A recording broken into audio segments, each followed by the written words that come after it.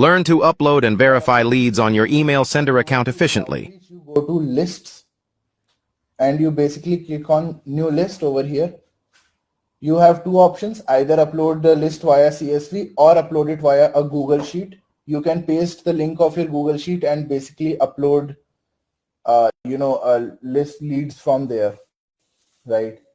Import the leads from there.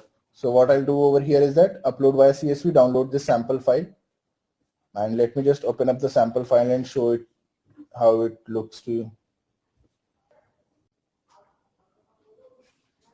Yeah, I hope everyone can see this Excel that I've opened. This is a CSV file, the sample file that I downloaded. Over here we can see that there is some sample data. There are the columns have some fields like first name, last name, and so on. And there is some sample data which is basically my information added over here. What I can do is that I can add more leads in this CSV, right? I'll just pick up some question names from some people in the Q&A section and add their names over here as if they were leads, right?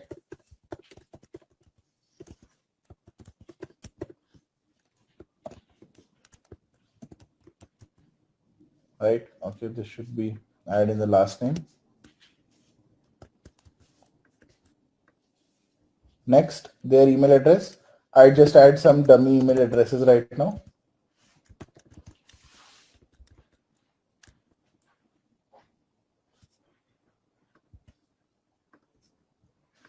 Right, all our unique email addresses now. And over here you can see that there's a column for phone number. I honestly don't know your phone number. I just add something random over here.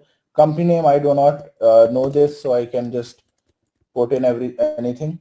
Ideally, if I would know the company name, then I would add these. LinkedIn profile, maybe we can skip this. You feel free to remove anything from the CSV file that you don't want, and you can add more custom fields where you want. So let's say webinar, yes, yes, yes, no. So this is a custom field that I have added, and I'll show you how you can use these custom fields to personalize the emails that we send. So once this is saved, what I'll do is that I'll upload these. So yeah, as you can see, you can just drag and drop or select your CSV file, hit next. You'll see the data sample, right?